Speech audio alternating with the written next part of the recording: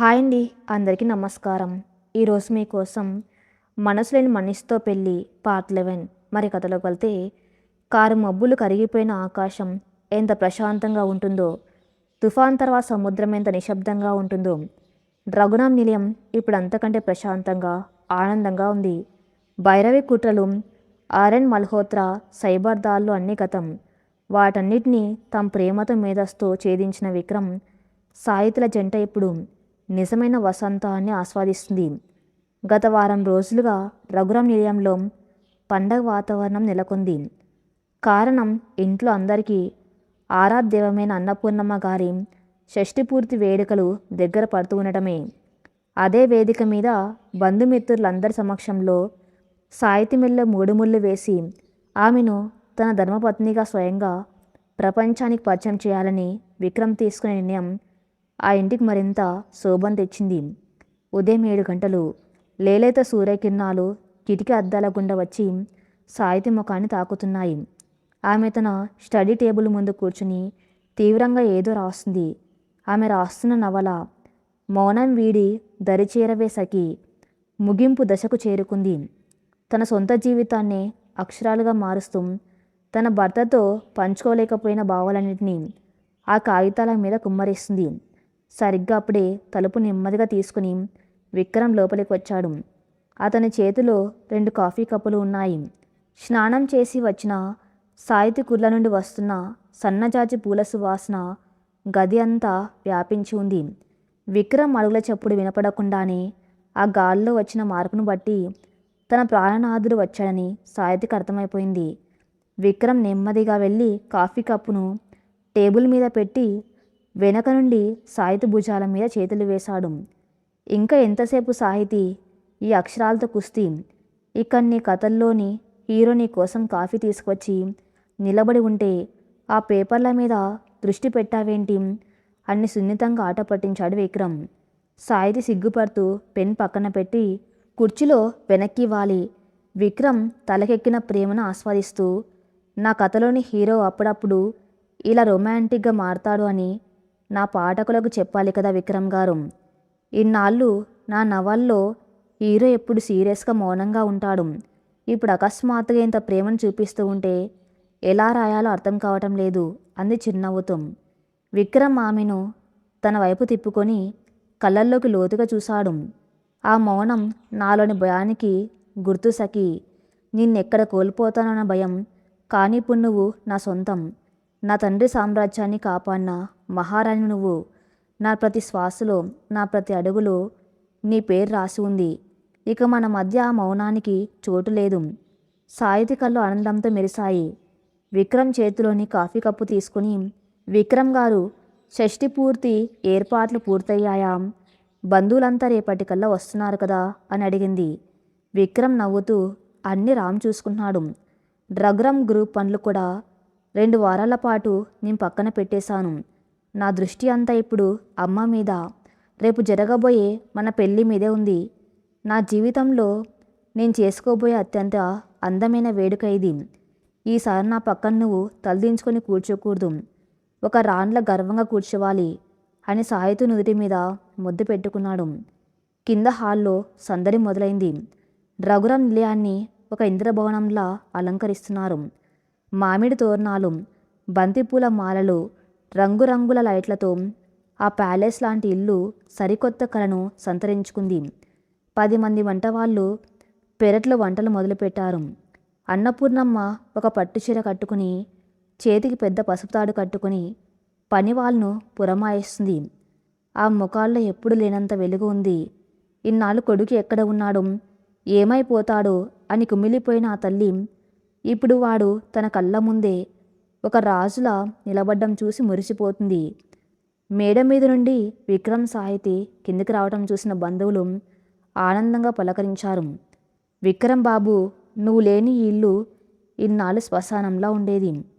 నువ్వు రాగానే మళ్ళీ కల వచ్చేసింది అని ఒక పెద్ద ఆయన అన్నాడు. ఇదంతా నా కోడలి మహాత్యం అన్నయ్య గారు. సాహితీ రఘురాముని ఇంటికి సీతమ్మలా వచ్చింది. నా కొడుకుని వెనక్కి తీసుకొచ్చింది అని అన్నపూర్ణమ్మ గర్వంగా చెప్పింది. సాహితీ సిగ్గుతో తల వంచుకుంది. విక్రమ్ ఆమె చేయి పట్టుకుని అందరికీ పరిచయం చేస్తున్నాడు. ఇన్నాళ్ళు ఈ బంధువులందరూ సాయితిని కేవలం కాంట్రాక్ట్ మ్యారేజ్ చేసుకున్న అమ్మాయిగా, ఆస్తి కోసం వచ్చిన పిల్లగా అవమానించేవారు. కానీ ఇప్పుడు ఆమె నిజాయితీ, ఆమె పోరాటం అందరికీ తెలిసింది. అందరి కళ్ళల్లోనూ ఆమె పట్ల అపారమైన గౌరవం కనిపిస్తుంది. మధ్యాహ్నం భోజనాలు అయ్యాక సాయితికి ఒక ఆలోచన వచ్చింది. రఘురాం గారికి పుస్తకాలు అంటే చాలా ఇష్టం. ఇంటి పై అంతస్తులో ఒక పెద్ద గ్రంథాలయం ఉంది. అందులో వేలాది పుస్తకాలు ఉన్నాయి. రేపు షష్ఠి పూర్తి వేడుకలకు వచ్చే అతిథులకు రఘురాం గారి జ్ఞాపకార్థం ఆయన గ్రంథాలయాన్ని చూపించాలని సాయితి అనుకుంది. గ్రంథాలయం తలుపులు చాలా కాలంగా మూసి ఉన్నాయి. సాయితి తాళం చెవితో తలుపు తెరిచి లోపలికి వెళ్ళింది. పుస్తకాల మీద సన్నని దుమ్ము పడి ఉంది. గాలి కోసం కిటికీ తెరిచింది. రఘురాం గారు చదివిన ఆధ్యాత్మిక, వ్యాపార సాహిత్య పుస్తకాలను ఒక క్రమంలో సర్దుంది. సరిగ్గా అప్పుడే ఆఖరి ఎరలో ఉన్న ఒక పాత చెక్కపేట సాహితీ కంటపడింది. అది చూడ్డానికి చాలా పురాతనంగా, ఇత్తడి అంచుల డిజైన్తో ఉంది. దానికి ఒక చిన్న తాళం వేసి ఉంది. సాయితికి ఆ పెట్టెను చూడగానే ఏదో తెలియని ఉత్సుకత కలిగింది. ఆ తాళం చాలా పాతది కావటంతో పక్కనే ఉన్న ఒక చిన్న ఇనుప రాడ్తో దాన్ని సున్నితంగా తట్టింది. తాళం సులభంగానే ఊడిపోయింది. పెట్టె మూత తీయగానే అందులో కొన్ని పాత కవర్లు, పసుపు రంగులోకి మారిన కాగితాలు, అడుగున తోలు కవర్తో ఉన్న ఒక పాత డైరీ కనిపించాయి. ఆ డైరీ మీద బంగారు అక్షరాలతో నా ప్రాణ స్నేహితుడికి, నా ఆత్మ విమర్శకు అని రాసి ఉంది. ఆ చేతిరాత రఘురాం గారిదే అని సాహితికి ఇట్టే అర్థమైపోయింది. తన భర్త తండ్రి తాలూకు జ్ఞాపకం దొరికినందుకు ఆనందపడింది. దాన్ని తీసుకుని కిందికి వెళ్ళి విక్రమ్ని చూపిద్దామని అనుకుంది. కానీ ఆ డైరీలో మొదటి పేజ్ తెలియగానే సాహితి కళ్ళు ఆశ్చర్యంతో విప్పార్చుకున్నాయి. మొదటి పేజీలో ఇలా రాసి ఉంది: నేను చేసిన మహాపాపానికి ప్రాయశ్చిత్తం లేదు. మహేంద్ర నా స్నేహితుడు. నా చేతుల్లోని ప్రాణాలు వదిలాడు. వాడి కొడుకు విక్రమ్కు నా పేరు, నా ఆస్తి ఇచ్చాను. కానీ వాడికి ఒక తల్లి ప్రేమను మాత్రం శాశ్వతంగా దూరం చేశాను. జానకి, నన్ను క్షమించమ్మా. సాయితి చేతులు వణికాయి. జానకి, విక్రమ్ కన్నతల్లి పేరు జానక్ కదా. ఆమె మహేంద్ర చనిపోయిన రోజే ఆత్మహత్య చేసుకుందని కదా అందరూ అనుకుంటున్నారు. మళ్ళీ డైరీలో రఘురాం గారు ఇలా ఎందుకు రాశారు అని సాయితి మనసులో ఎన్నో ప్రశ్నలు సుళ్ళు తిరిగాయి.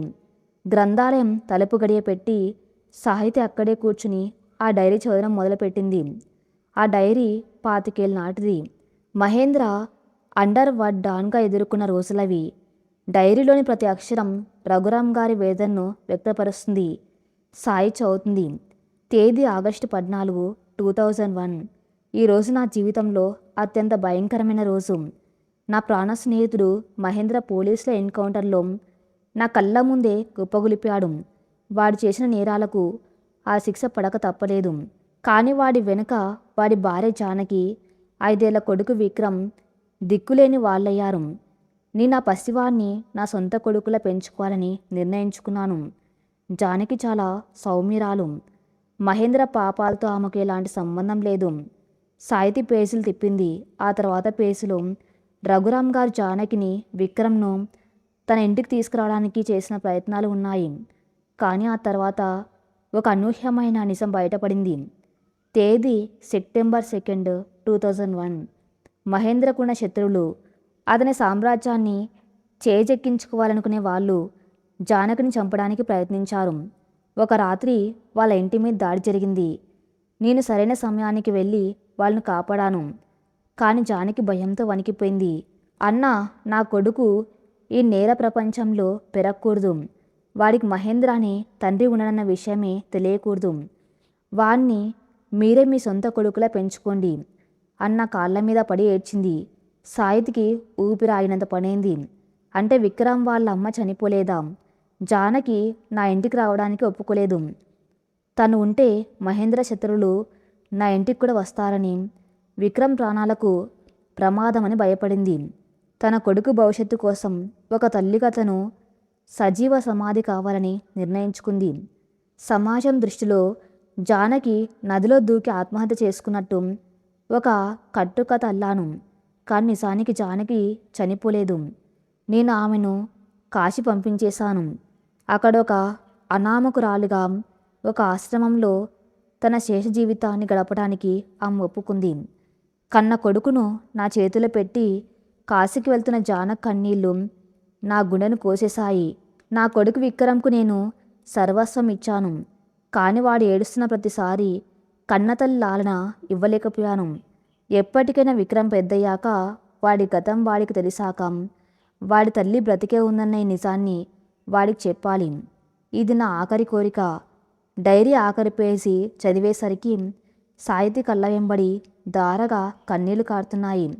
విక్రమ్కు చిన్నప్పటి నుండి ఒకటే భయం, ఒకటే ఆవేదన. తను ఒక రాక్షసుడి కొడుకునని, తన తండ్రి పాపాల వల్లే తన కన్నతల్లి ఆత్మహత్య చేసుకుందని. ఆ అపరాధ భావంతోనే అతను ఇన్నాళ్ళు నరకం అనుభవించాడు. కానీ అతని కన్నతల్లి ఇంకా బ్రతికే ఉందన్న నిజం తెలిస్తే విక్రమ్ ఎలా రియాక్ట్ అవుతాడు? ఆనందపడతాడా, లేక ఇన్నాళ్ళు తన దగ్గర ఈ నిజాన్ని దాచిన రఘురామ్ గారి మీద కోపగించుకుంటాడా? సాయిత డైరీని గుండెలకి హత్తుకుని కన్నీళ్లు పెట్టుకుంది. ఒక తల్లి తన కొడుకు కోసం ఎంతటి త్యాగమైన చేస్తుందని జానకి నిరూపించింది. 25 ఏళ్లుగా కన్న కొడుకు కోసం ఎదురు చూస్తూ కాశీలో ఆమె ఎలా బ్రతుకుతుందో తలుచుకుంటే సాహితీ గుండె తరక్కపోయింది. విక్రమ్ గారు, మీకెంతటి అదృష్టం! మీకు జన్మనిచ్చిన తల్లి బ్రతికే ఉంది.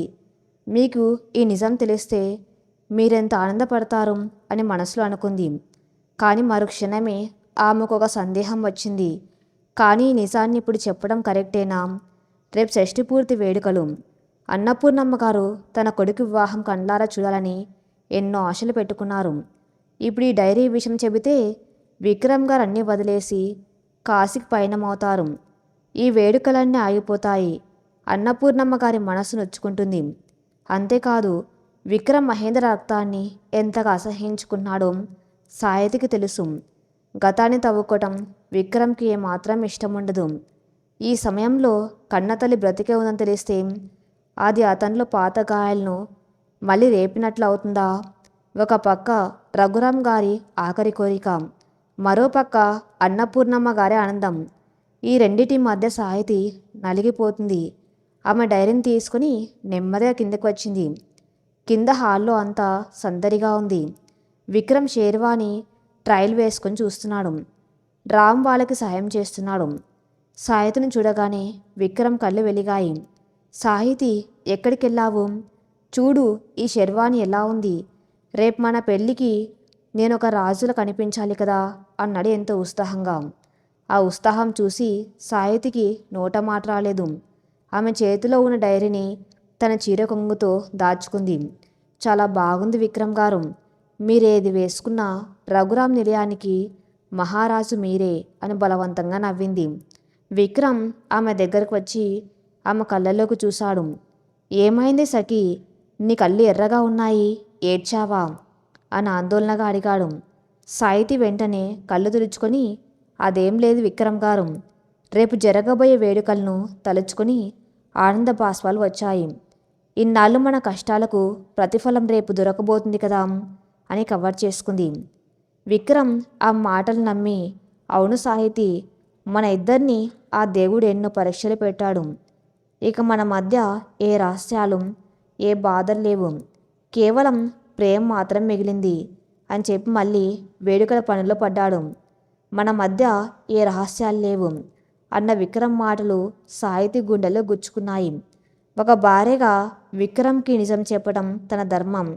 కానీ ఒక కోడలుగా ఈ ఇంటి ఆనందాన్ని కాపాడడం కూడా తన బాధ్యతే. రాత్రి 10 గంటలు అవుతుంది.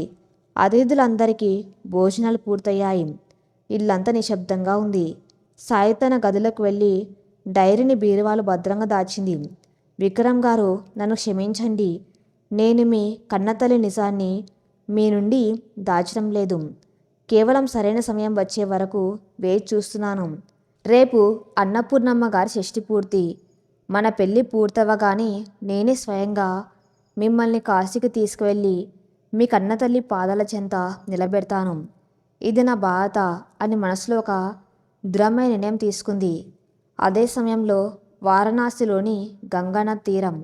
రాత్రిపూట గంగా హారతి పూర్తయింది. షూట్ మెట్ల మీద ఒక 60 ఏళ్ల వృద్ధురాలు ఒంటరిగా కూర్చుని ఉంది. ఆమె కావ్యరంగు బట్టలు ధరించి ఉంది. ముఖంలో ఎంతో ప్రశాంతత, కళ్ళల్లో ఒక అంతు చిక్కని నిరీక్షణ. ఆమె పక్కన ఉన్న ఒక చిన్న సంచిలోంచి ఒక పాత ఫోటో తీసింది. అది విక్రమ్ 5 ఏళ్ల వయసులో ఉన్న ఫోటో. ఆ ఫోటోను కళ్ళకద్దుకుని కన్నీళ్లు పెట్టుకుంది. నాయనా విక్రమ్, 25 ఏళ్ళయిందిరా నిన్ను చూసి. నా అన్నయ్య రఘురాం నిన్ను తన సొంత కొడుకు కంటే మిన్నగా చూసుకొని ఉంటాడని నాకు తెలుసు. నువ్విప్పుడు చాలా పెద్దవాడివి అయిపోయి ఉంటావు. నీ తండ్రి పాపాలు నిన్ను తాకూడదని నేను నా మాతృత్వాన్ని చంపుకొని ఇక్కడ సజీవ దహనం అవుతున్నాను. భగవంతుడా, నా ప్రాణాలు గాల్లో కలిసేలోపు ఒక్కసారి నా కొడుకు ముఖం చూసే భాగ్యం నాకు ప్రసాదించు తండ్రి అని గంగమ్మ తల్లికి నమస్కరించుకుంది ఆ జానకమ్మ. ఆమె ప్రార్థనలు ఆకాశాన్ని తాకుతున్నాయి. మరోవైపు రఘురాం నిలయంలో సాయి తీసుకునే నిర్ణయం రేపటి వేడుకలకు ఎలాంటి మలుపు ఇవ్వబోతుంది? విక్రమ్కు తన కన్నతల్లి గురించి తెలిస్తే ఆ క్షణం ఎలా ఉండబోతుంది? అన్నపూర్ణమ్మ, జానకమ్మ ఇద్దరు తల్లుల మధ్య విక్రమ్ ప్రేమ ఎలా పంచుకోబోతుంది? మంచు ముత్యాలు రాలుతున్న వేకువజాము, పక్షుల కిలకిల రాగాలతో పాటు రఘురాం నిలయం నుండి సన్నాయి మేళాల నాదాలు 10 ఊర్లకు వినిపించేలా మారుమోగుతున్నాయి. ఆ ఇంటికి ఈరోజు పండగ దినం. కష్టాలు, కన్నీళ్లు, కుట్రల చీకట్లను పారద్రోలి ఒక కొత్త అధ్యాయానికి స్వాగతం పలుకుతున్న శుభదినం. ఒకవైపు అన్నపూర్ణమ్మ గారి షష్ఠిపూర్తి మహోత్సవం, మరోవైపు విక్రమ్ సాహితుల పునర్వివాహ వేడుక. ఇంటి నిండా బంధువులు, స్నేహితులు, వ్యాపార ప్రముఖులతో కలకల్లాడుతుంది. కానీ ఈ కోలాహలం అంతా ఒక ఎత్తు అయితే సాహిత్యం మనసులో నడుస్తున్న అంతరంగ మదనం మరో ఎత్తు. నిన్న రాత్రి గ్రంథాలయంలో ఆమెకు దొరికిన రఘురాం గారి డైరీ, అందులో దాగి ఉన్న విక్రమ్ కన్నతల్లి జానకమ్మ జీవించి ఉన్నదన్న స్వంతం ఆమెను దహించి వేస్తుంది. ఉదయం 9 గంటలకు ముహూర్తం. పట్టు పీతాంబరాలు ధరించి నిండు సుమంగళ్ళ మెరుస్తున్న అన్నపూర్ణమ్మ గారు మండపంలో ఆసీనులయ్యారు. ఇన్నాళ్ళు కొడుకు ఎక్కడ ఉన్నాడో అన్న బెంగతో కుమిలిపోయిన ఆ తల్లి ముఖంలో ఇప్పుడు పూర్ణచంద్రులాంటి ప్రశాంత కనిపిస్తుంది. విక్రమ్ సాంప్రదాయబద్ధంగా పట్టుపంచ కట్టుకుని పవిత్ర జలాలతో తల్లి పాదాలను అభిషేకించాడు. ఆ దృశ్యం చూస్తున్న ప్రతి ఒక్కరి కళ్ళల్లో నీళ్లు తిరిగాయి. అమ్మ, నా శరీరంలో ప్రవహిస్తున్నది ఏ రక్తమైనా, నా శ్వాసలో ఉన్నది మాత్రం నీ ప్రేమే. నన్ను కనకపోయినా, 9 మాసాలు మోయకపోయినా నా కోసం ప్రాణాలిచ్చే మాతృమూర్తివి నువ్వు.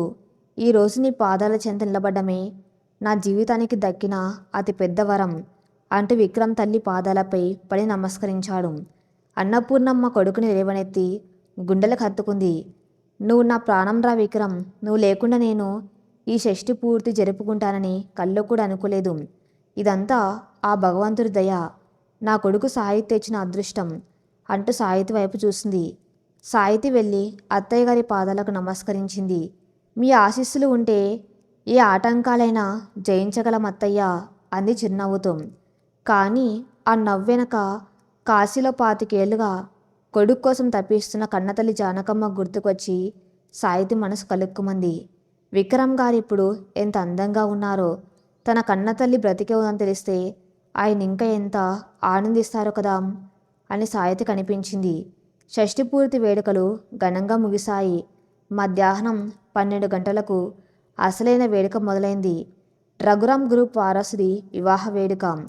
ఇన్నాళ్ళు విక్రమ్ సాహితులది ఒక కాంట్రాక్ట్ మ్యారేజ్ అని, ఆస్తి కోసం జరిగిన ఒప్పందమని కార్పొరేట్ వర్గాల్లో ఎన్నో పుకార్లు ఉండేవి.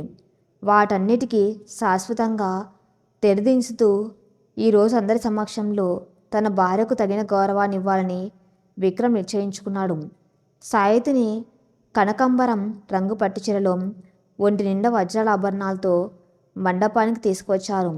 ఆమె సౌందర్యం ముందు ఆభరణాల కాంతి కూడా చిన్నబోయింది. మండపంలో కూర్చున్న విక్రమ్ కళ్ళు సాహితి మీదే నిలిచిపోయాయి. ఆమె అలా నడుచుకుంటూ వస్తూ ఉంటే తన జీవితంలోకి దేవత నడిచి వస్తున్నట్టు అనిపించింది అతనికి. సాహితి నెమ్మదిగా వచ్చి విక్రమ్ పక్కన కూర్చుంది. పురోహితులు వేద మంత్రాలు పఠిస్తున్నారు. అగ్నిహోత్రం సాక్షిగా ఇద్దరు ప్రమాణాలు చేసుకున్నారు. మొదటిసారి పెళ్లి జరిగినప్పుడు విక్రమ్ మనసు నిండా భయాలు, సాహితి మనసు నిండా అపార్థాలు ఉన్నాయి. అప్పుడు ఇద్దరి మధ్య ఉన్నది భరించలేని మౌనం. కానీ ఇప్పుడు ఆ పరిస్థితి లేదు. ఇద్దరి హృదయాలు పూర్తిగా ఒక్కటయ్యాయి. వాళ్ళ చూపుల్లోనే వేలాది ప్రేమ కావ్యాలు వినిపిస్తున్నాయి. పురోహితుడు మంగళసూత్రాన్ని విక్రమ్ చేతికిచ్చాడు. విక్రమ్ లేచి నిలబడి సాహితి మెల్లె 3 ముళ్ళు వేశాడు. ఆ క్షణంలో బంధుమిత్రుల కరతాళ ధ్వనులతో ఆ ఇల్లు మారుమోగింది. ఆకాశం నుండి పూలవాన కురిసినట్టుగా అక్షింతలు వాళ్ళ మీద పడ్డాయి. విక్రమ్ సాయి చెవులో గుసగుసగా అన్నాడు. నాడు మౌనంగా నీ మెల్లో తాళి కట్టాను సఖీ. ఈరోజు గర్వంగా చెబుతున్నాను. నువ్వు నా సర్వస్వం. ఇక మన మధ్య ఏ దాపరికాలు, ఏ రహస్యాలు ఉండవు. ఆ మాటలకు సాహితి గుండె జారిపోయినద పడింది. ఏ రహస్యాలు ఉండవు అన్న అతని మాట ఆమెను వెక్కిరిస్తున్నట్టు అనిపించింది. నేను మీకు ఒక అతిపెద్ద సత్యాన్ని దాచిపెట్టాను విక్రమ్ గారు.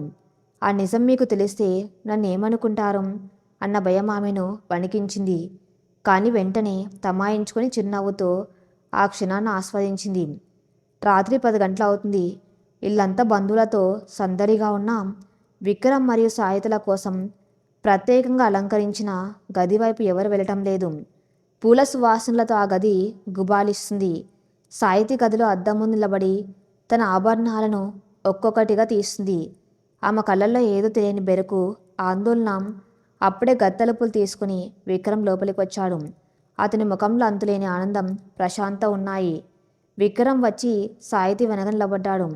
అద్దంలో ఇద్దరు ప్రతిబింబాలు కనిపిస్తున్నాయి. అతని సాహితి భుజాల మీద నెమ్మదిగా చేతులు వేశాడు.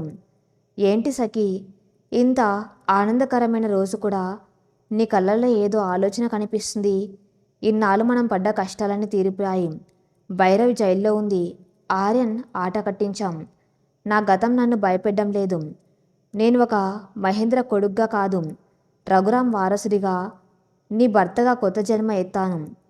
ఇక మనకు ఆనందం తప్ప వేరేదే లేదు అంటూ ఆ మెడ మీద సున్నితంగా ముద్దు పెట్టుకున్నాడు. సాహితి కళ్ళు మూసుకుంది. ఆ స్పర్శ ఆమెకు స్వర్గాన్ని చూపిస్తున్నా మనసులో దాగున్న నిజం నరకాన్ని చూపిస్తుంది. భార్యాభర్తల బంధం నమ్మకం మీద నిలబడాలి. ఏ నిజమైన తన భర్త జీవితాన్ని శాశ్వతంగా మార్చేస్తుందో ఆ నిజాన్ని దాచిపెట్టి తాను ఈ కొత్త జీవితాన్ని ఆస్వాదించలేనని సాహితికి అర్థమైంది. విక్రమ్ గారు, సాహితి గొంతు వణికింది. ఆమె అతని చేతులను నెమ్మదిగా పక్కకు తీసి అతని వైపు తిరిగింది. ఏమైంది సాహితి? విక్రమ్ ఆమె వణుకును గమనించి ఆందోళనగా అడిగాడు. సాహితి అడుగులు వేసుకుంటూ వెళ్ళి బీరువా తెరిచింది. నిన్న తన గ్రంథాలయం నుండి తీసుకువచ్చి దాచి ఆ పాత చెక్క పెట్టెను, అందులో ఉన్న రఘురామ్ గారి డైరీని తీసుకువచ్చి విక్రమ్ చేతిలో పెట్టింది. మీ జీవితంలో ఇక ఏ చీకటి ఉండకూడదు విక్రమ్ గారు. మీరిన్నాళ్ళు ఏ గతం గురించి అయితే బాధపడ్డారు, ఆ గతం మీకు ఒక పెద్ద సత్యాన్ని దాచిపెట్టింది. నిన్న రఘురామ్ గారి గ్రంథాలయంలో ఈ డైరీ దొరికింది. ఈ చదివిన తర్వాత నేను దీన్ని మీ నుండి దాచలేకపోయాను. ముందు ఈ చదవండి. ఆ తర్వాత మీకు నా మీద కోపం వచ్చినా నేను భరిస్తాను. విక్రమ్ ముఖంలో అయోమయం. సాహితి మాటలకు అతనికి ఏమీ అర్థం కాలేదు. తన తండ్రి డైరీనా, ఇందులో ఏముంటుంది అని ఆలోచిస్తూ ఆ పాత డైరీని తెరిచాడు. విక్రమ్ డైరీలోని మొదటి పేజీలు చదువుతున్నాడు. అందులో తన కన్న తండ్రి మహేంద్ర చనిపోయిన రోజు, రఘురామ్ గారి మానసిక వేదన స్పష్టంగా రాసి ఉంది. అవి చదువుతున్నంతసేపు విక్రమ్ కళ్ళల్లో కన్నీళ్లు నిండాయి. తన పెంపుడు తండ్రి తనెంతలా ప్రేమించాడో ఆ అక్షరాలు చెబుతున్నాయి. కానీ నెమ్మదిగా పేజీలు తిప్పుతున్న కొద్దీ అందులో విషయం మారుతూ వచ్చింది. జానకి ఆత్మహత్య చేసుకోలేదన్న విషయం దగ్గరకు రాగానే విక్రమ్ కళ్ళు ఆగిపోయాయి.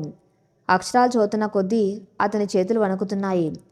డైరీలో రాసి ఉన్న ఆ వాక్యాలు విక్రమ్ గుండెలో పిడుగుల్లా పడ్డాయి. తన కొడుకు భవిష్యత్తు కోసం ఒక తల్లిగా తన జీవన సమాధి కావాలని నిర్ణయించుకుంది. సమాజం దృష్టిలో జానకి నదిలో దూకి ఆత్మహత్య చేసుకున్నట్టు నేను ఒక కట్టుకథ అల్లాను. కానీ నిజానికి జానకి చనిపోలేదు. నేను ఆమెను కాశీ పంపించేశాను. ఆ లైన్స్ చదివిన వెంటనే విక్రమ్ చేతిలో నుండి డైరీ జారి కింద పడింది. అతని ప్రపంచం ఒక్కసారిగా గిర్రున తిరిగినట్టు అయింది. కాళ్ళు మొద్దుబారిపోయాయి. అలాగే కింద మోకాళ్ళ మీద కుప్పగొలిపాడు. అమ్మా! విక్రమ్ నోటి నుండి ఒక చిన్న ఆర్తనాదం లాంటి పిలుపు బయటకు వచ్చింది. అది గది గోడలకు తాకి ప్రధ్వనించింది. పాతికేళ్లుగా తాను ఒక రాక్షసుడి కొడుకుని, తన తండ్రి చేసిన పాపాల వల్లే కన్నతల్లి ఆత్మహత్య చేసుకుందని రోజుకోసారి చస్తూ బ్రతికాను. తన రక్తమే తనకు అసహ్యం వేసింది. ఎన్నో రాత్రులు తన తల్లిని తలుచుకుని గుండెలు వీసేలా ఏడ్చాడు. కాని తన తల్లి చనిపోలేదా? తన భవిష్యత్తు కోసం, తన ప్రాణాల కోసం, తాను రఘురామ్ ఇంట ఒక యువరాజులా పెరగటం కోసం ఆమె తన మాతృత్వాన్ని చంపుకొని ఒక అనామకురాలిగా కాశీ వీధిలో బ్రతుందా? ఏంటి త్యాగం ఇది? విక్రమ్ గుండెలు పగిలేలా రోధించడం మొదలుపెట్టాడు. అతని కన్నీళ్లు డైరీ పేజీలను తడుపుతున్నాయి. నేనెంత పాపాత్ముని సఖి! నా తల్లి నా కోసం ప్రతిక్షణం తప్పిస్తూ అక్కడ అనాథలా బ్రతుకుతూ ఉంటే నేనిక్కడ నా గతం గురించి భయపడుతూ నాలో ఉన్న రక్తాన్ని నిందించుకుంటూ బ్రతికాను. నా నాన్న రఘురామ్ గారు నాకు ప్రపంచాన్ని ఇచ్చారు. కానీ నా తల్లిని నాకు దూరం చేశారు. ఎందుకిలా చేశారు నాన్నగారు? ఎందుకింత పెద్ద నిజాన్ని నా నుండి దాచారు అంటూ విక్రమ్ వెక్కి వెక్కి ఏడుస్తున్నాడు. సాయితి వెంటనే కింద కూర్చుని విక్రమ్ తలను తన ఒళ్ళోకి తీసుకుంది. అతని కన్నీళ్లను తుడుస్తూ ఆమె కళ్ళు కూడా చెమ్మగిల్లాయి. రఘురామ్ గారిని తప్పట్టకండి విక్రమ్ గారు. ఆయన మీ ప్రాణాలు కాపాడడం కోసం మీ తల్లి మాట కాదనలేక ఆ పని చేశారు. ఆ డైరీ దొరికిన క్షణమే నేను మీకు చెప్పాలనుకున్నాను. కానీ ఇప్పుడే కదా ఈ ఇల్లు ఒక దారికి వచ్చింది. అత్తయ్య గారి షష్ఠి పూర్తి ఆనందంగా జరగాలని నేను నిన్న మీకు చెప్పలేదు. నన్ను క్షమించండి. విక్రమ్ ఒకసారిగా సాయితిని గట్టిగా హత్తుకున్నాడు. నువ్వు చేసిన దానిలో ఎలాంటి తప్పులేదు సఖి. నేను ఈరోజు బ్రతికున్నానంటే దానికి కారణం నా తండ్రి రఘురామ్ గారైతే నా అస్తిత్వం కాపాడింది నా తల్లి జానకమ్మ. నేను వెంటనే వెళ్ళాలి సాహితి. నా తల్లిని చూడాలి. ఆమె పాదాల మీద పడి క్షమాపణ అడగాలి. 25 ఏళ్ల నా తల్లి తపస్సుకు ఈరోజే ముగింపు పలకాలి అంటూ విక్రమ్ ఆవేశంగా పైకి లేచాడు. అప్పటికే సమయం రాత్రి 12 గంటలు దాటుతుంది. విక్రమ్ కళ్ళల్లో కన్నీళ్లు ఇంకిపోయాయి. వాటి స్థానంలో ఒక దృఢమైన నిశ్చయం కనిపించింది. అతను తన సూట్ కేసు తీసుకుని బట్టలు సర్దడం మొదలుపెట్టాడు. సాయితి కూడా ఏమాత్రం ఆలోచించకుండా తన బట్టలు సర్దడం మొదలుపెట్టింది. విక్రమ్ ఆమె వైపు చూసి, సాయితి, నువ్వెక్కడికి? ఈ రాత్రి నేను ఒంటరిగా కాశీ వెళ్తున్నాను. నువ్విక్కడే ఉండి అమ్మని చూసుకో. రేపు ఉదయం నేను లేనని తెలిస్తే బంధువులు ఏమనుకుంటారో అని ఆమె భయపడుతుందన్నాడు. సాయితి విక్రమ్ చేతిని గట్టిగా పట్టుకుంది. ఎన్ని పరిస్థితులు ఎదురైనా మీ వెంటే ఉంటానని అగ్ని సాక్షిగా ఈరోజు నేను ప్రమాణం చేశాను విక్రమ్ గారు. మీరు వెళ్తున్నది మీ తల్లిని కలవటానికి. ఒక కోడలిగా నా అత్తగారి పాదాలకు నమస్కరించి ఆమెను ఈ ఇంటికి తీసుకురావాల్సిన బాధ్యత నాది. నేను కూడా మీతో వస్తున్నాను. బంధువులకి ఏమని చెప్పాలో రామ్ చూసుకుంటాడు. అన్నపూర్ణమ్మ గారికి నిజం చెప్పాల్సిన సమయం వచ్చినప్పుడు నేనే వివరిస్తాను. ఆ మాటల్లోని ఆత్మవిశ్వాసం చూసి విక్రమ్ ఏమీ అనలేకపోయాడు. తన భార్య తనకి ఇస్తున్న అండకు మనసులోనే కృతజ్ఞతలు తెలుపుకున్నాడు. ఇద్దరు సైలెంట్గా కిందకొచ్చారు. రామ్కి మెసేజ్ చేసి వెంటనే ఎయిర్పోర్ట్కి ఒక కార్ అరేంజ్ చేయమన్నారు. ఎవరికి తెలియకుండా వాళ్ళ రాత్రి రఘురామ్ నిలయం నుండి బయలుదేరారు. కారు చీకటి రోడ్ల మీద వేగంగా వెళ్తుంది. విక్రమ్ మనసంతా కాశీ మీద, గంగ తీరంలో ఎక్కడొక మూల తన కోసం ఎదురు చూస్తున్నాం తల్లి మీదే ఉంది. అమ్మ, 25 ఏళ్ళ నీ ఒంటరితనానికి రేపటితో తెర పడబోతుంది. నీ కొడుకు వస్తున్నాడు. ఇక నిన్ను ఎవరు నా నుండి దూరం చేయలేరు అని మనసులో పదే పదే అనుకుంటున్నాడు విక్రమ్. తెల్లవారుజామున 4 గంటలు. గంగాన తీరంలో మంచు దట్టంగా అలుముకుంది. గంగమ్మ తల్లి ప్రశాంతంగా ప్రవహిస్తుంది. దేవాలయంలో సుప్రభాత సేవలు మొదలయ్యాయి. కాశీలోని ఒక పురాతన ఆశ్రమం. ఆ ఆశ్రమంలో పదుల సంఖ్యలో వృద్ధురాళ్ళు, అనాథలు తలదాచుకుంటున్నారు. అందులోనే ఒక మూల జానకమ్మ చిన్న గదిలో పడుకొని ఉంది. అకస్మాత్తుగా ఆమెకు మెలకువ వచ్చింది. ఆమె గుండె ఎందుకో వేగంగా కొట్టుకుంటుంది. కుడి కన్ను అదిరింది. ఆమె వెంటనే లేచి గోడకున్న రాముడి పటం ముందు నిలబడి దండం పెట్టుకుంది. ఏమిటి స్వామి, ఈరోజు నా మనసు ఇంతలా ఉబలాట పడుతుంది. 25 ఏళ్లుగా ఏ ఆశలు లేకుండా బ్రతికిన నేను ఈరోజు ఎందుకో నా బిడ్డ అడుగుల చప్పుడు వింటున్నట్లు అనిపిస్తుంది. నా విక్రమ్ బాబు వస్తున్నాడా? నా మాతృత్వానికి ఇక విముక్తి కలిగిస్తాడా అంటూ కన్నీళ్లు పెట్టుకుంది. ఆమె గబగబా నది వద్దకు వెళ్ళి స్నానం చేసి దేవుడికి హారతి ఇవ్వడానికి షూట్ వద్దకు చేరుకుంది. మంచుని చీల్చుకొని వస్తున్న సూర్యకిరణాలు ఆ గంగా నది మీద పడి బంగారు వర్ణంలో మెరుస్తున్నాయి. మరోవైపు విక్రమ్ సాహితులు కాశీ ఎయిర్పోర్ట్లో అడుగుపెట్టారు. డైరీలో రాసి ఉన్న ఆశ్రమం అడ్రస్ పట్టుకుని వాళ్ళు ట్యాక్సీలో బయలుదేరారు. విక్రమ్ గుండె వేగం పెరుగుతుంది. ప్రతి క్షణం ఒక యుగంలా గడుస్తుంది అతనికి. కానీ విక్రమ్కి తెలియని మరో నిజం ముంబైలో ఎదురు చూస్తుంది. ఆర్యన్ మల్హోత్రా అరెస్ట్ అయ్యాడన్నది నిజమే. కానీ వాడు జైల్లో ఉండి కూడా తన ప్రతీకారాన్ని ఆపలేదు. తన అనుచరులను ఉపయోగించి రఘురామ్ డైరీ గురించి తెలుసుకున్నాడు. ఆర్యన్ మనసులు ఇప్పటికే కాచు చేరుకున్నారు.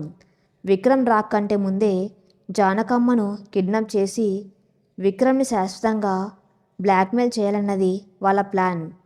కానీ వీధుల్లో ఒకవైపు విక్రమ్ కారు ఆశ్రమం వైపు దూసుకెళ్తూ ఉంటే మరోవైపు ఇద్దరు గుర్తులేని వ్యక్తులు గంగా షూట్లో పూజ చేసుకున్న జానకమ్మను వెంబడిస్తున్నారు. కానీ మోక్షానికి చిరునామా గంగానది తన గర్భంలో ఎన్నో రహస్యాలను, ఎంతోమంది వేదలను దాచుకొని నిశ్శబ్దంగా ప్రవహిస్తుంది. ఆ పవిత్ర నగరంలో అడుగుపెట్టిన విక్రమ్ మనసు ఇప్పుడు ఒక అగ్నిపర్వతంలా ఉంది. 25 ఏళ్లుగా తన తల్లి చనిపోయిందని నమ్మిన అతనికి ఆమె ఇక్కడే ఈ ఆశ్రమంలోనూ ఒక అనామకురాలిగా బ్రతుకుతుందని తెలియటం అతన్ని ఉక్కిరి బిక్కిరి చేస్తుంది. తెల్లవారుజామున ముందు దుప్పటి కప్పుకున్న కాశీ వీధుల్లో విక్రమ్ సాహితి ప్రయాణిస్తున్న ట్యాక్సీ నెమ్మదిగా కదులుతుంది. విక్రమ్ చేతిలో రఘురామ్గా డైరీ ఉంది. అందులో ఉన్న అడ్రస్ ప్రకారం వారు శాంతి నిలయం అనే ఆశ్రమం వైపు వెళ్లారు. ట్యాక్సీ ఒక పాతకాలపు భవంతి ముందు ఆగింది. దాని గేటు మీద శాంతి నిలయం అని రాసి ఉంది. విక్రమ్ కారు దిగ్గానే అతని కాళ్ళు వణికాయి. లోపల తన తల్లి ఉంది. తనని కన్న తల్లి. తన 5 ఏళ్ల వయసులో ఏ ముఖాన్ని చూస్తూ నిద్రపోయాడు, ఏ ఒళ్ళో తలదాచుకున్నాడో ఆ తల్లి సరిగ్గా ఈ గోడల మధ్య ఉంది. సాహితి విక్రమ్ చేయి పట్టుకుంది. ధైర్యంగా ఉండండి విక్రమ్ గారు. ఇన్నాళ్ళు ఆమె మీకోసం బ్రతికింది. మీలోని భయం ఆమెను చూశాక మాయమైపోతుంది అని ధైర్యం చెప్పింది. లోపలికి వెళ్ళగానే ఒక వృద్ధురాలు ఊడుస్తూ కనిపించింది. సాహితి ఆమె దగ్గరికి వెళ్ళి, అమ్మగారు, ఇక్కడ జానకమ్మ అని ఎవరైనా ఉన్నారా అని అడిగింది. ఆ వృద్ధురాలు తలెత్తి చూసి, జానకమ్మనా? ఓ జానకి మాత. ఆమె గంగా షూట్కి వెళ్ళారు బాబు. ప్రతిరోజు తెల్లవారుజామునే వెళ్ళి సూర్య నమస్కారం చేసుకుని గంగమ్మకు హారతి ఇచ్చి వస్తారు. ఇప్పుడే వెళ్ళారు, ఒక అరగంటలో వచ్చేస్తారు అని చెప్పింది. విక్రమ్ ఒక్క నిమిషం కూడా ఆలోచించుకోలేదు. సాహితి పద, మనం షూట్ దగ్గరికి వెళ్దాం. నా తల్లిని చూడ్డానికి నేను ఒక క్షణం కూడా నిరీక్షించలేను. మరోవైపు గంగా షూట్ మెట్ల మీద జానకమ్మ కళ్ళు మూసుకొని ధ్యానం చేసుకుంటుంది. ఆ మనసులో విక్రమ్ ముఖం మేలుతుంది. ఆమె వెనుక కొద్ది దూరంలో 2 వ్యక్తులు నీడలా వెంబడిస్తున్నారు. వాళ్ళు ఆర్యన్ మల్హోత్రా పంపిన కిరాయి రౌడీలు. అదే ఆ ముసలావిడ విక్రమ్ కంటే ముందే దీన్ని ఇక్కడి నుండి లేపేయాలి, లేదంటే బాస్ ఊరుకోరు అని ఒకడు ఫోన్లో మాట్లాడుతున్నాడు. వాడు మెల్లమెల్లగా జానకమ్మ వైపు అడుగులు వేస్తున్నాడు. జానకమ్మకు ఏదో అపాయం అనిపించి కళ్ళు తెరిచింది. చుట్టూ చూస్తుంది. ఆ 2 వ్యక్తుల చూపులు క్రూరంగా ఉండటంతో ఆమె భయపడి అడ్డుగా ఉన్న రద్దీలోకి వెళ్ళడానికి ప్రయత్నించింది. ఆగవే ముసల్దానా అంటూ ఒకడు ఆమె చేయి పట్టుకుని లాగబోయాడు. వదలండి, ఎవరు మీరు? నన్ను ఎక్కడికి తీసుకెళ్తున్నారు అని జానకమ్మ అరిచింది. కానీ అక్కడ ఉన్న భక్తుల కోలాహలంలో ఆమె గొంతు ఎవరికి వినిపించడం లేదు. సరిగ్గా అప్పుడే విక్రమ్ సాహితి ఘాట్ మెట్ల మీదకు చేరుకున్నారు. దూరంగా ఎవరో వృద్ధురాలిని 2 వ్యక్తులు బలవంతంగా లాక్కెళ్ళడం విక్రమ్ కంటపడింది. ఆ వృద్ధురాలు కట్టుకున్న కావిరంగు చీర, ఆమె దీనస్థితి చూడగానే విక్రమ్ గుండెలో ఏదో మంట పుట్టింది. ఆమె తన తల్లి అని అతని అంతరాత్మ కేకలు పెట్టింది. అమ్మా అని విక్రమ్ గట్టిగా అరిచాడు. ఆ అరుపు ఘాట్ అంతటా ప్రధ్వనించింది. జానకమ్మ ఆ స్వరం వినగానే ఒకసారిగా ఆగిపోయింది. ఆ గొంతు, ఆ పిలుపు 25 క్రితం తన్ని అమ్మ అని పిలిచిన ఆ పసివాడి స్వరం లాగానే ఉంది. ఆమె ఆ రౌడీల నుండి విడిపించుకోవడానికి ప్రయత్నిస్తూ వెనక్కి తిరిగి చూసింది. మెట్ల మీద నుండి పరుగున వస్తున్న విక్రమ్ను చూడగానే ఆమె కళ్ళల్లో నీళ్లు తిరిగాయి. ఆ కళ్ళు, ఆ నడక, ఆ ముక్కవలికలు తన మహేంద్ర పోలికలే, తన విక్రమ్ బాబే. విక్రమ్ నాన్న అని ఆమె అరిచింది. రౌడీలు విక్రమ్ రాకను గమనించి కత్తులు తీశారు. ఎవడైనా సరే అడ్డు వస్తే చంపేయండి అని ఒకడు విక్రమ్ మీదకు దూకాడు. విక్రమ్లోని కోపం కట్టలు తెంచుకుంది. ఇన్నాళ్ళు తన వేదన, తల్లిని దూరం చేసిన వారి మీద ఉన్న కసి అంతా ఆ రౌడీల మీద చూపించింది. తన తల్లికి తాకిన చేతులను విసిరేశాడు. సాహితి వెంటనే పోలీసులకు ఫోన్ చేసి చుట్టూ ఉన్న ప్రజలను సాయం కోరింది. ప్రజలంతా ఏకమవటంతో ఆ రౌడీలు భయపడి పారిపోవడానికి ప్రయత్నించారు. కానీ విక్రమ్ వారిని వదిలిపెట్టలేదు. వారిని చితకబాది పోలీసులకు అప్పగించారు. దుండగులు వెళ్ళిపోయాక అక్కడ నిశ్శబ్దం ఆవరించింది. జానకమ్మ మెట్ల మీద కూలబడిపోయి ఉంది. విక్రమ్ నెమ్మదిగా ఆమె దగ్గరకు నడిచాడు. అడుగులు తరబడుతున్నాయి. నోట మాట రావటం లేదు. జానకమ్మ వణుకుతున్న చేతులతో తన కళ్ళద్దాలను సర్దుకొని విక్రమ్ వైపు చూసింది. విక్రమ్ ఆమె పాదాల దగ్గర మోకాళ్ళ మీద కూర్చున్నాడు. అమ్మా, నేనేనమ్మా, నీ విక్రమ్ని. నన్ను క్షమించమ్మా. నిన్నింతకాలం ఇక్కడ అనాథగా వదిలేశాను. నువ్వు చనిపోయావని నమ్మి నేను బ్రతికాను అంటూ ఆ మొల్లో తలపెట్టుకుని పిల్ల అల్లా ఏడ్చాడు. జానకమ్మ విక్రమ్ తలను నిమురుతూ కన్నీళ్లతో అతని ముఖాన్ని తడిపేసింది. నా కన్నబిడ్డ, నువ్వు వస్తావని నాకు తెలుసురా. నీ తండ్రి పాపాలు నిన్ను తాక్కూడదని నేను చనిపోయినట్టు నటించాను, కానీ నా ప్రాణాలు నీ శ్వాసలోనే ఉన్నాయి నాన్న. నిన్ను ఒకసారి ఇలా చూశాను. ఇక నాకు చావు వచ్చినా పర్వాలేదు అంది వెక్కి వెక్కి ఏడుస్తూ. సాయిద్ దూరంగా నిలబడి ఆ దృశ్యాన్ని చూస్తూ కన్నీళ్లు తుడుచుకుంది. ఒక తల్లి కొడుకు 25 తర్వాత కలుసుకోవడం కంటే గొప్ప దృశ్యం మరొకటి ఉండదు. ఆమె నెమ్మదిగా దగ్గరికి వెళ్ళి జానకమ్మ పాదాలకు నమస్కరించింది. ఎవరమ్మా ఈ తల్లి అని జానకమ్మ అడిగింది. విక్రమ్ సాయి చేయి పట్టుకుని, నీ కోడలమ్మ సాహితి. నా జీవితంలో చీకటి కమ్ముకున్నప్పుడు వెలుగులా వచ్చింది. నీ డైరీని కనిపెట్టి నన్ను నీ దగ్గరకు చేర్చింది ఈమెనే అని పరిచయం చేశాడు. జానకమ్మ సాయితిని దగ్గరకు తీసుకుని ముద్దు పెట్టుకుంది. నా కోడలు కాదు తల్లి, నా విక్రమ్కు నువ్వు ప్రాణదాతవి. నా కొడుకును ఒక మంచి మనిషిగా మార్చి నా దగ్గరకు తెచ్చావు. పుణ్యం నీదే తల్లి అని దీవించింది. ఆ రోజు సాయంత్రం కాశీలోని ఒక హోటల్ గదిలో ముగ్గురు కూర్చుని ఉన్నారు. జానకమ్మ 25 తన కథను వివరించింది. రఘురామ్ గారు ఆమెను ఎంతలా గౌరవించారో, విక్రమ్ క్షేమం కోసం ఆమె ఎలా కాశీకి రావాల్సి వచ్చిందో అంత చెప్పింది. మరి ఇప్పుడు ఏం చేద్దాం విక్రమ్ గారు? మనం తిరిగి హైదరాబాద్ వెళ్ళాలి. కానీ అక్కడ అన్నపూర్ణమ్మ గారికి ఈ విషయం ఎలా చెప్పాలి? ఆమె మిమ్మల్ని తన సొంత కొడుకులా పెంచింది. ఇప్పుడు తన స్థానంలో మరొకరు వస్తున్నారని తెలిస్తే ఆ మనసు నొచ్చుకుంటుందా అని సాహితి తన ఆందోళనను వ్యక్తపరిచింది. విక్రమ్ ఆలోచనలో పడ్డాడు. నువ్వు చెప్పింది నిజమే సాహితి, కానీ అమ్మ మనసు చాలా పెద్దది. నా తండ్రి మహేంద్ర అని తెలిసినప్పుడు కూడా ఆమె నన్ను వదిలేయలేదు. తన భర్త చేసిన ఈ త్యాగాన్ని ఆమె అర్థం చేసుకుంటుందని నాకు నమ్మకం ఉంది. ఇద్దరు తల్లుల మధ్య నేను నలిగిపోను. ఇద్దరిని నా కళ్ళల్లో పెట్టుకొని చూసుకుంటాను. జానకమ్మ కలగజేసుకుని, వద్దు నాయనా, నేనక్కడికి రాను. రఘురామ్ గారికి ఇచ్చిన మాట ప్రకారం నేను అనామకురాలుగానే బ్రతకాలి.